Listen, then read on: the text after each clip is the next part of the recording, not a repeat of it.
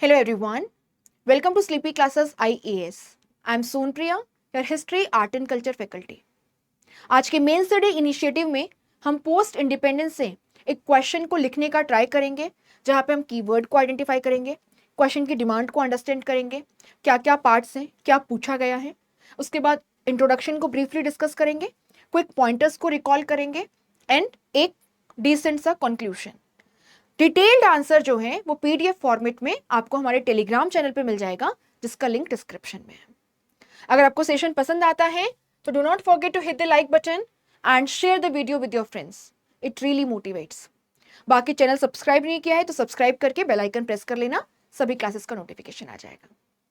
So question screen पर है और यहां पर अगर हम देखें तो पूछा गया है, discuss the circumstances leading to the 1975 emergency in India, subsequently outline its principal consequences for the nation's democratic trajectory post independence।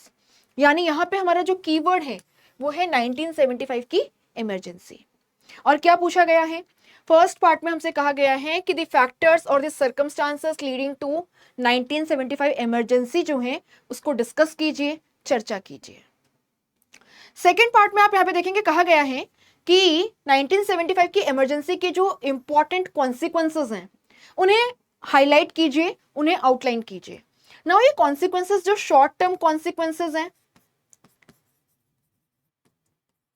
During and after the 1975 emergency, और उसी के साथ में जो इसकी लॉन्ग टर्म लेगेसी है ना, या लॉन्ग टर्म कॉन्सिक्वेंसेस हैं, उसकी हमको बात करनी है। तो क्वेश्चन का कीवर्ड 1975 इमरजेंसी है। फर्स्ट पार्ट में फैक्टर्स या सर्कमस्टांसेस लीडिंग टू 1975 इमरजेंसी की बात करनी है। पार्ट 2 में हमें उसके कॉन्सिक्वेंसेस की, short term consequences during and after the emergency and long term जो कॉन्सिक्वेंसेस है, लेगेसी है, उसकी बात करनी है ना। इस पर्टिकुलर क्वेश्चन को, जो कि बेसिकली 15 मार्कर है, हमें आइडियली 250 वर्ड्स में लिखना होता है, राइट। अगर हम इस क्वेश्चन के इंट्रोडक्शन की बात करें तो इंट्रोडक्शन में आप बता सकते हैं कि किस तरीके से जो हमारे फाउंडिंग फादर्स हैं उनके जो बहुत सारे एम्स थे, ऑब्जेक्टिव्स थे, विजन थे on the eve of independence, उसमें से एक था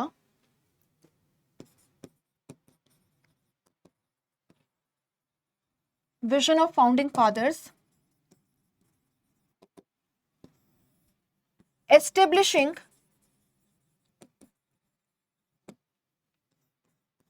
democracy and strong democratic institutions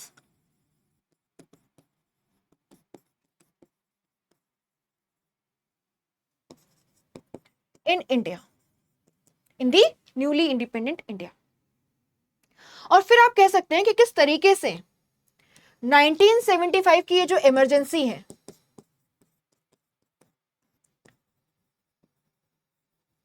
it was a major challenge to this vision, है ना, a major challenge to this vision and it represents a democratic crisis in case of India। अब देखो, दो चीजों की बात हो रही है, सर्कमस्टांसेस एंड कॉन्सिक्वेंसेस। तो इंट्रोडक्शन में ब्रीफ में लिखना है, एक लाइन सर्कमस्टांसेस के रिस्पेक्ट में, दूसरी कॉन्सिक्वेंसेस के रिस्पेक्ट में। तो हमने बता दिया कि भाई हमारे फाउंडिंग फादर्स का ये विजन था, और जो 1975 की इमरजेंसी है which basically lasted from 1975 to 1977, है ना, to be more specific 25 June 1975 to 21 March 1977, it was a major challenge to this vision and represents a, है ना, a democratic crisis in case of India और crisis of the democratic order in case of India.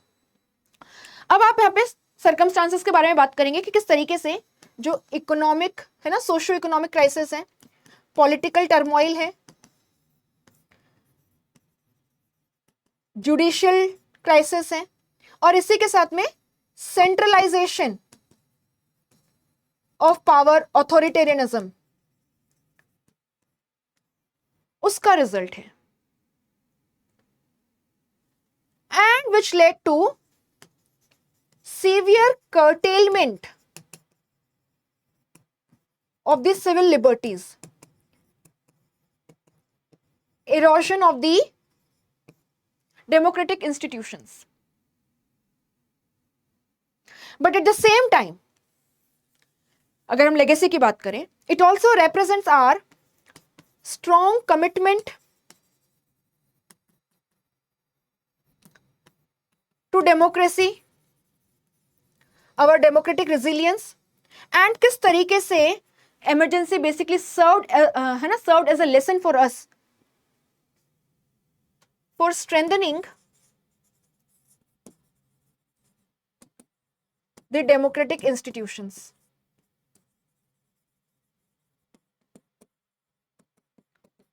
तो हमने briefly founding fathers के vision के बारे में लिखा, 1975 की इमरजेंसी किस तरीके से उसके लिए एक मेजर चैलेंज थी, एक क्राइसिस को रिप्रेजेंट करती है, उसके ये कॉजेस थे और कॉन्सिक्वेंसेस में शॉर्ट टर्म कॉन्सिक्वेंस क्या रहे एंड लॉन्ग टर्म कॉन्सिक्वेंस या लेगेसी क्या रही। तो ये आपका एक इंट्रोडक्शन हो जाएगा।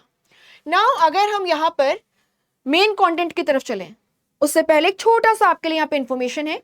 अगर आप स्लीपी क्लासेस से हिस्ट्री का इंडिविजुअल कोर्स लेना चाहते हैं फॉर जनरल स्टडीज, तो अब ये फैसिलिटी अवेलेबल है, जहां पे हम हिस्ट्री का जो आपका ancient medieval art and culture है, modern history and freedom struggle है, post independence India and world history, इनको प्रीलिम्स और मेंस के हिसाब से कॉम्प्रिहेंसिवली कवर करेंगे, जहां पे आपको वीडियो लेक्चर्स एंड पीडीएफ के साथ साथ में प्रैक्टिस टेस्ट और करंट अफेयर्स की फैसिलिटी भी अवेलेबल करवाई जाएगी। बहुत ही नॉमिनल प्राइस पे, बस ये कोड यूज कर लीजिएगा, मेंस 26, इंस्टेंट 10% डिस्काउंट भी मिल जाएगा। फर्दर डिटेल्स के लिए आप ये नंबर है 1800-890-3043, इस पर हमारी टीम से कॉल कर सकते हैं, उनसे पूछ सकते हैं, या आप हमें sleepy.classes@gmail.com पे मेल करके भी अपनी क्वेरी जो है उसे पूछ सकते हैं। ठीक है, सो यहाँ पे हम मेन कंटेंट की तरफ चलते हैं।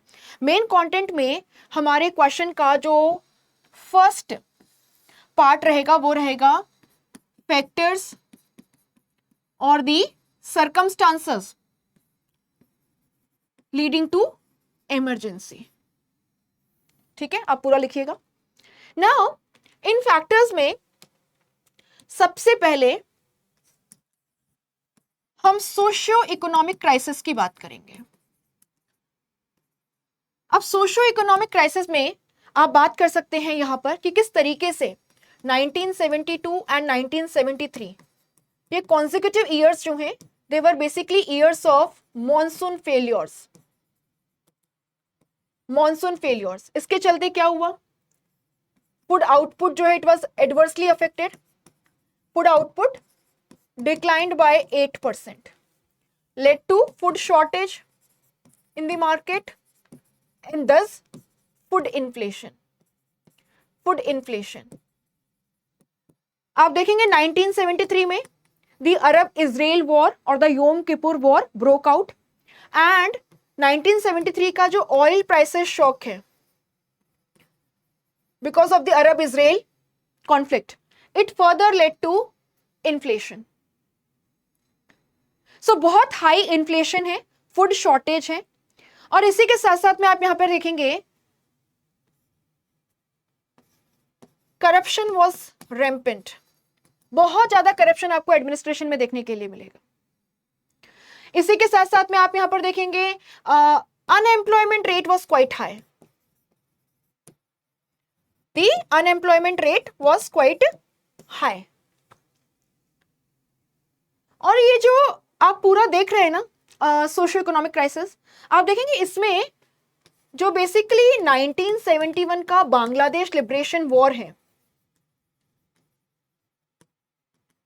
उसका भी एक रोल है, क्योंकि बांग्लादेश है ना लिबरेशन जो वॉर है, इसके चलते हमें डिफेंस इक्विपमेंट्स जो हैं वो परचेस करने पड़े थे, and it was basically a major drain on our foreign exchange reserves. So we were facing a foreign exchange crisis too. तो ये सिचुएशन थी, high inflation, food shortage, unemployment, rampant corruption and crisis of foreign exchange। अब ये जो बहुत ज्यादा corruption है, high inflation है, अनएम्प्लॉयमेंट है, फूड शॉर्टेज है, इससे बेसिकली आप यहां पर क्या देखेंगे, it basically resulted in a political crisis. So basically हुआ क्या, जब कैंटीन्स में बेसिक जो फूड आइटम्स हैं उनके प्राइसेस बढ़े तो यूथ जो ऑलरेडी अनएम्प्लॉयमेंट फेस कर रहे थे, फूड शॉर्टेज फेस कर रहे थे, हर जगह बहुत महंगाई फेस कर रहे थे, करप्शन फेस कर रहे थे, दे बिकेम रेस्टलेस। और आप देखेंगे कि गुजरात जहां पे नवनिर्माण मूवमेंट शुरू हुआ, एंड बिहार जहां पे बेसिकली हम इसको जेपी मूवमेंट या संपूर्ण क्रांति कहते हैं, बेसिकली जेपी नारायण जो है ना सोशलिस्ट गांधीन लीडर है, he was leading it.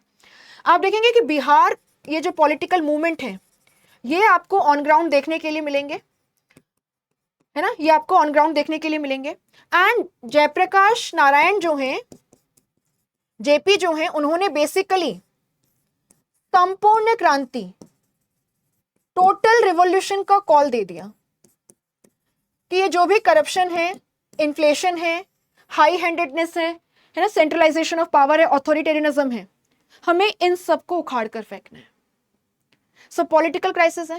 And the thing is कि गुजरात और बिहार में इंडियन नेशनल कांग्रेस की गवर्नमेंट थी, जहां पे सेंटर में भी इंदिरा गांधी की गवर्नमेंट है। तो ये सिचुएशन है ना। पॉलिटिकल क्राइसिस में अगर हम और फैक्टर्स की बात करें तो आप देखेंगे कि मई 1974 में आपको एक रेलवे स्ट्राइक देखने के लिए मिलेगी। और ये जो रेलवे वर्कर्स हैं ये बेसिकली बोल रहे थे कि इनका जो बोनस है उसे बढ़ाया जाए, एंड जो वर्किंग कंडीशंस हैं उन्हें बेटर किया जाए, जो वर्किंग कंडीशंस हैं उनमें सुधार किया जाए, उन्हें बेटर किया जाए। And the leader was George Fernandes. पर सरकार इनको सुनने को ही तैयार नहीं थी। ये रेलवे स्ट्राइक जो इसको इलीगल डिक्लेयर कर दिया गया। और इससे आप देखेंगे कि जो वर्किंग क्लास है उसमें जो रेस्टलेसनेस है वो आपको क्लियरली नजर आएगी। इसी बीच में आप देखोगे 1967 ऑनवर्ड्स जो नक्सलाइट मूवमेंट है, जिसको हम LWE या इनफॉर्मली लेफ्ट विंग एक्सट्रीमिज्म भी कहते हैं। सो जो नक्सलाइट मूवमेंट है ये बहुत तेजी से जोर पकड़ रहा था और सरकार इससे भी बहुत स्ट्रिक्टली डील कर रही थी। तो आप देख रहे हैं यहां पे एक पॉलिटिकल इंस्टेबिलिटी है ना, और साथ ही में जो अपोजिशन पार्टीज हैं they had basically united and they had cornered the Indian national Congress. So एक पॉलिटिकल क्राइसिस की सिचुएशन है। So socio economic and political crisis है। और इसी के साथ में आप यहां पर क्या देखेंगे, आप यहां पर देखेंगे कि within Congress there was an inner party democratic crisis. और इंदिरा गांधी का जो वर्किंग स्टाइल है ना, centralisation of authority, kitchen cabinet, जहां पे जो अनऑफिशियल लोग हैं जिनके पास में फॉर्मली कोई अथॉरिटी नहीं, पावर नहीं है, they were the one who were taking decisions, crucial decisions. इसके खिलाफ आप देखोगे within Congress also there were differences and internal dissensions, internal divisions. So basically Indira Gandhi was also facing an internal legitimacy crisis within the Indian National Congress political party. Party means INC.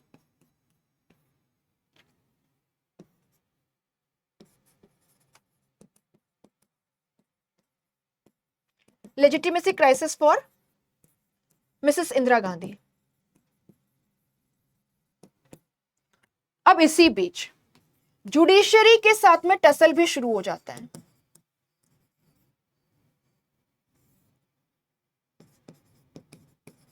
या आप इसको tussle with the judiciary लिख सकते हैं।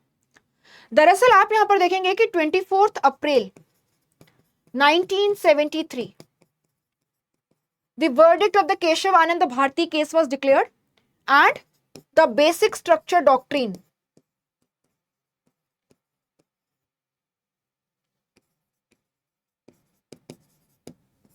a judicial innovation was introduced। और यहां पे जो अभी तक पार्लियामेंट एब्सोल्यूट सॉवरेंटी एंजॉय करता आया था as far as the constitutional amendments are concerned, it was severely curtailed because now the amendments of the parliament were open for judicial review। So the absolute parliamentary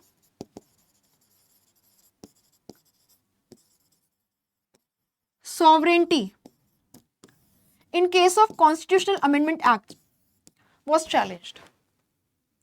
और इंदिरा गांधी को अच्छा नहीं लगा, तो उन्होंने क्या किया, उन्होंने जो 3 सीनियर मोस्ट जजेस हैं, जो बेसिकली केशव आनंद भारती केस के है ना के प्रिसाइडिंग जजेस थे and who had basically ruled against the government, उनको साइड करते हुए जस्टिस एएन राय जो हैं, जिन्होंने इंडियन नेशनल कांग्रेस के या गवर्नमेंट ऑफ द डे के फेवर में जजमेंट दिया था, उन्हें चीफ जस्टिस ऑफ इंडिया बना दिया,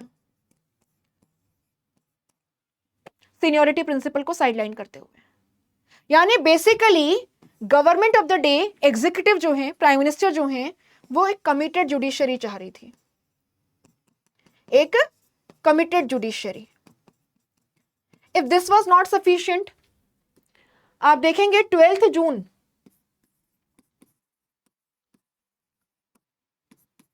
1975 राजनारायण केस में इलाहाबाद हाईकोर्ट का जजमेंट आता है। बेसिकली राजनारायण एक सोशलिस्ट लीडर थे, जिन्होंने इंदिरा गांधी के अगेंस्ट इलेक्शंस कॉन्टेस्ट किए थे और हार गए थे द 1971 जनरल इलेक्शंस। उन्होंने इंदिरा गांधी की जो जीत है उसे चैलेंज किया था। उन्होंने कहा था कि इन्होंने बेसिकली जो ऑफिशियल मशीनरी है उसको यूज किया है पर्सनल कैंपेनिंग के लिए, which falls under the electoral malpractices under the representation of people act. और इलाहाबाद हाईकोर्ट ने इंदिरा गांधी को वाकई गिल्टी पाया था। So Mrs Gandhi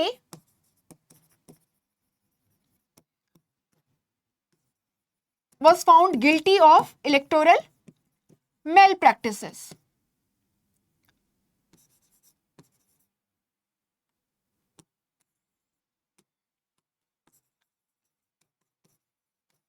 electoral malpractices. So high court ने कहा कि आप का तो इलेक्शन ही नल एंड वॉइड है, तो आप प्राइम मिनिस्टर बन ही नहीं सकते। इलाहाबाद हाईकोर्ट का ये जो वर्डिक्ट है, जिसमें इंदिरा गांधी को नेक्स्ट 6 इयर्स के लिए इलेक्शन कॉन्टेस्ट करने से भी डिबार किया गया था, इसे उन्होंने चैलेंज किया सुप्रीम कोर्ट में। सुप्रीम कोर्ट ने एक कंडीशनल स्टे दे दिया। अब यहां पर आप क्या देखेंगे, आप देखेंगे यहां पे न केवल इंदिरा गांधी की जो प्राइम मिनिस्टरशिप है उसकी लेजिटिमेसी अंडरलेंस थी, बट इसी के साथ साथ में उनका जो पॉलिटिकल करियर है it was also uncertain, in danger.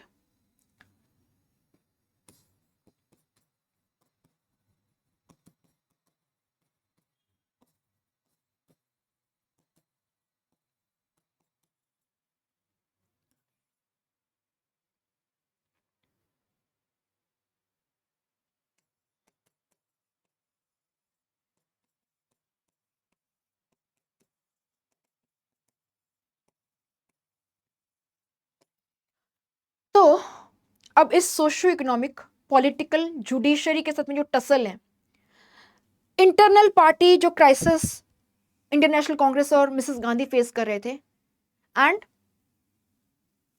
12 June 1975 का इलाहाबाद हाईकोर्ट का वर्डिक्ट, इन सबसे इंदिरा गांधी को एक बात क्लियर हो गई थी कि वो कभी भी प्राइम मिनिस्टरशिप से रिमूव की जा सकती हैं।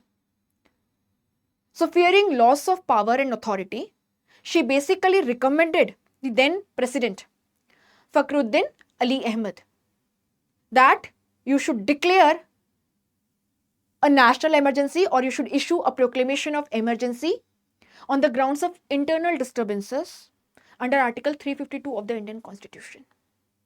अब इंटरनल डिस्टर्बेंसेस बहुत सब्जेक्टिव है, आपने पॉलिटी में पढ़ा है ना, उसी का मिसयूज किया गया यहाँ पे।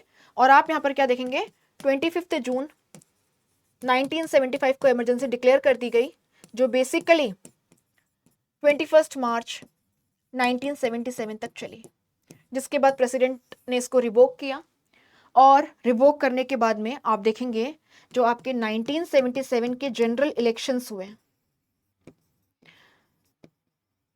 उसमें Indian national Congress lost to the Janata Party coalition. और ऐसा पहली बार हुआ सेंटर में जब एक नॉन कांग्रेस पार्टी पावर में आई। और इसी के साथ आप यहां पे देखेंगे कि जो 44th कॉन्स्टिट्यूशनल अमेंडमेंट एक्ट है उसके वाया इमरजेंसी के प्रोविजंस में जो लूप होल्स हैं उन्हें प्लग किया गया। और 42nd कॉन्स्टिट्यूशनल अमेंडमेंट एक्ट जो कि बेसिकली इमरजेंसी के टाइम पे लाया गया था, which had severely curtailed the power of the judiciary as far as the judicial review is concerned, which has severely curtailed the fundamental right of the people and had concentrated all the power in the hands of the executive.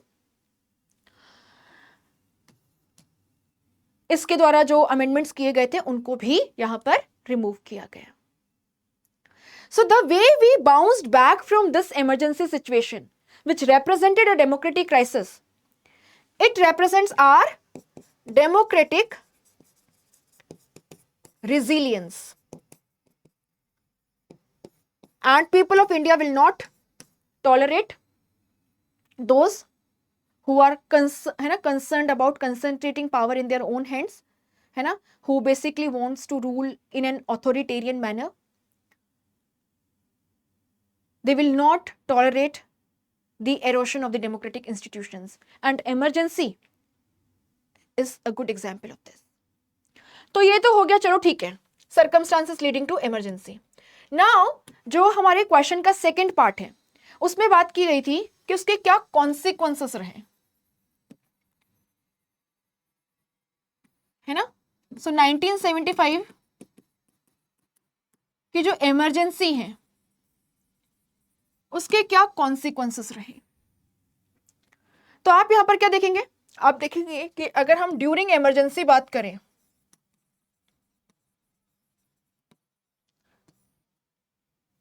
सबसे पहले आप यहां पे लिख सकते हैं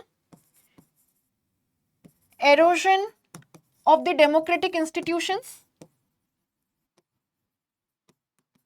है ना।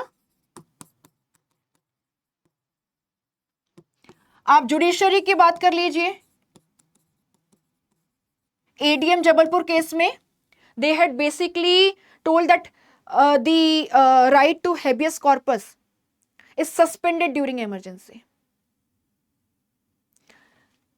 आप यहां पे और क्या देखेंगे, आप यहां पे देखेंगे कि जो पार्लियामेंट है it was merely passing the laws introduced by the executive, it had become a rubber stamp. आप यहां पे देखोगे कि आपकी जो मीडिया है उस पे several restrictions were imposed and the civil liberties were curtailed. बहुत ज्यादा coercive, है ना, बहुत ज्यादा coercive तरीके से जो सोशल रिफॉर्म्स हैं उन्हें इंप्लीमेंट किया जा रहा था। आपको पता होगा संजय गांधी की लीडरशिप में जिस तरीके से फोर्स्ड स्टेरिलाइजेशन कैरी आउट किए जा रहे थे, दिल्ली में जो स्लम्स हैं दे वर बीइंग डेमोलिश्ड, है ना। तो आप ये बात कर सकते हैं। इसके अलावा आप यहां पर क्या देखेंगे, आप यहां पर देखेंगे कि the 42nd constitutional amendment act and how it was basically trying to concentrate all the powers in the hands of the executive. तो इसको हम कहते हैं बेसिकली आपका constitutional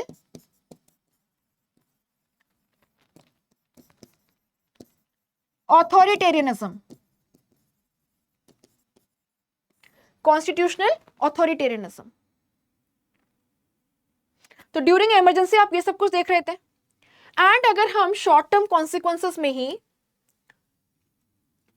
post the revocation of emergency देखें तो आप यहां पर क्या देखेंगे, आप यहां पे देखेंगे कि 1977 general elections,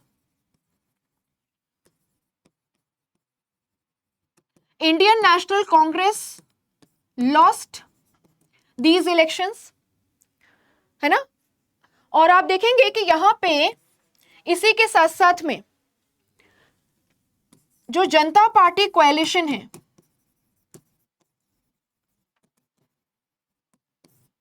it formed the government for, है ना, and it was for the first time that at the center a non-Congress government was being formed, and this was the people's answer to Indian National Congress and Mrs. Indira Gandhi that the people in India will not tolerate such kind of events. And this shows our strong commitment to democracy. इसी के साथ साथ में आप यहां पर क्या देखेंगे, आप यहां पर देखेंगे 44th कॉन्स्टिट्यूशन अमेंडमेंट एक्ट, और उसके वाया जो सेफगार्ड्स इंट्रोड्यूस किए गए ताकि फ्यूचर में इमरजेंसी के प्रोविजंस का मिसयूज ना हो. It basically strengthened our democratic institutions, our democratic institutions. इसी के साथ में people became more aware with respect to the civil liberties and उनको खोने का मतलब क्या होता है. आप देखेंगे कि यहां पे आपको बहुत सारे जो नॉन गवर्नमेंटल ऑर्गेनाइजेशंस हैं वो एक्टिव नजर आएंगे, जो आपकी अपोजिशन पॉलिटिकल पार्टीज हैं वो बहुत एक्टिव नजर आएंगी. आप यहां पे देखेंगे कि it basically strengthened the federal setup in case of India. कई सारे जो स्टेट्स हैं वहां पे नॉन कांग्रेस गवर्नमेंट्स जो हैं उनकी सरकारें बनी, उनकी गवर्नमेंट्स बनी. सो ये आप यहां पे देख सकते हैं. इसी के साथ साथ में आप देखेंगे judicial activism, because during the emergency the judiciary had failed to protect the rights of the people, but now judicial activism, because judiciary is the guardian as far as the fundamental rights of the people are concerned. So जो checks and balances का mechanism है between the parliament, the executive and the judiciary, it was restored. It was restored. तो ये बातें आप यहां पर कर सकते हैं, है ना. और लेगेसी की भी बात हो गई. नाउ कंक्लूजन की जहां तक बात है, ऊपर जो हमने डिस्कस किया आप उसको समराइज कर सकते हैं और आप यहां पर बता सकते हैं कि किस तरीके से इमरजेंसी जो है, सॉरी,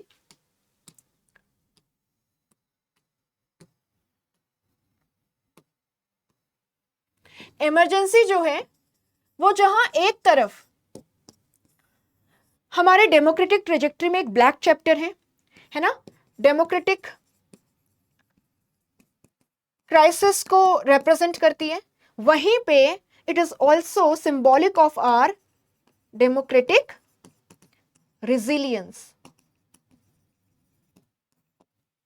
डेमोक्रेटिक रिजिलियंस. तो ये बात आप यहां पर कर सकते हैं. इस तरीके से आप आंसर को अप्रोच कर सकते हैं. तो यहाँ पे कीवर्ड को पकड़ के एक हमने इंट्रोडक्शन लिखा और साथ ही में जो क्वेश्चन के पार्ट्स हैं उनके रिस्पेक्ट में हमने एक एक लाइन इंट्रोडक्शन में मेंशन की ताकि एग्जामिनर को एक आइडिया हो जाए कि हम मेन आंसर में क्या लिखने वाले हैं. फिर मेन आंसर में हमने पार्ट 1 जहाँ पे सर्कमस्टांसेस या फैक्टर्स लीडिंग टू इमरजेंसी की बात थी, वहाँ पे हमने इकोनॉमिक क्राइसिस की बात की, हमने वहाँ पे आपके पॉलिटिकल क्राइसिस की बात की, हमने जुडिशरी के साथ जो टसल है एग्जीक्यूटिव का उसकी बात की, हमने विद इन कांग्रेस जो एक डिसेंशन डिवर्जन आपको देखने के लिए मिल रहा था because of the working style of Mrs Indira Gandhi, the kitchen cabinet, वो आपने देखा.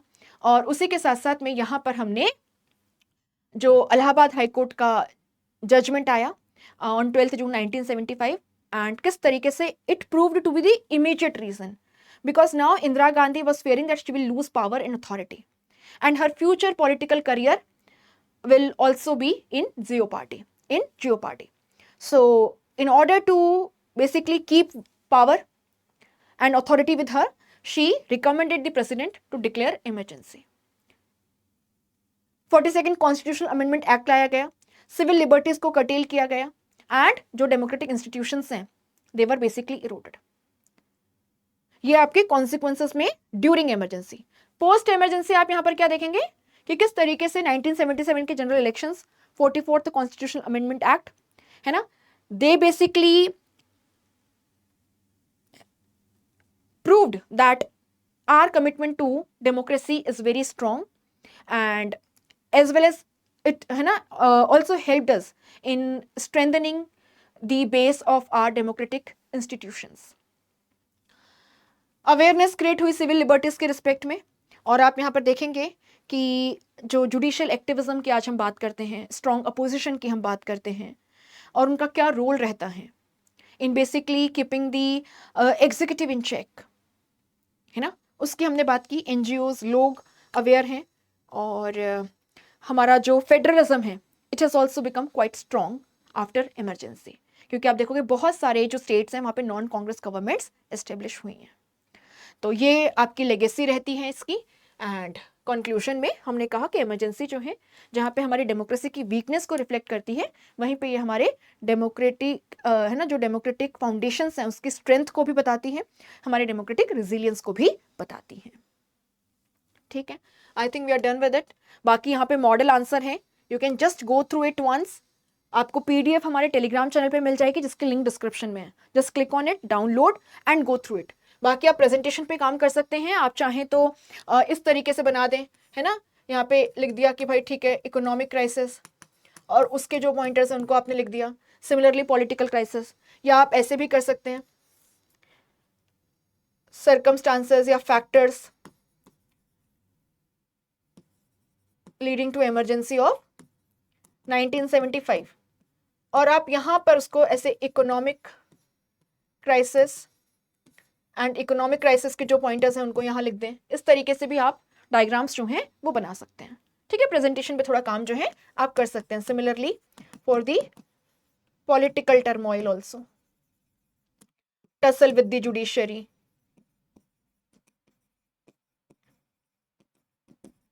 And so on. ठीक है, यहाँ पे फिर आप जो पॉइंटर्स हैं उनको लिख सकते हैं. आपको थोड़ा सा इसको प्लान करके करना होगा ताकि आप बहुत ज़्यादा है ना जिग जैग करके भी ना लिखें, हौच पौच भी ना लिखें, क्लियर लिखें, थोड़ा सा कंटेंट की विजिबिलिटी रहे. तो अगर आप इसको वर्टिकल नहीं बनाना चाहते, आप इसको हॉरिजॉन्टल बना सकते हैं. हॉरिजॉन्टल में विजिबिलिटी ज़्यादा होगी क्योंकि आपके पास स्पेस होता है. तो ये चीज़ें प्रैक्टिस से आ जाएंगी, बट यस कंटेंट पे काम करने की ज़रूरत है.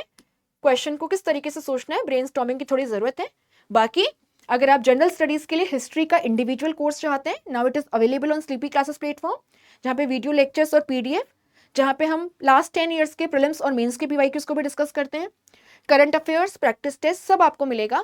50 लेक्चर्स में आपका प्रीलिम्स और मेंस के हिसाब से हिस्ट्री को कंप्लीटली कवर किया जाएगा. आपको बस ये कोड यूज करना है mains 26 and you will get instant 10% discount. बाकी thank you so much, have a good day ahead.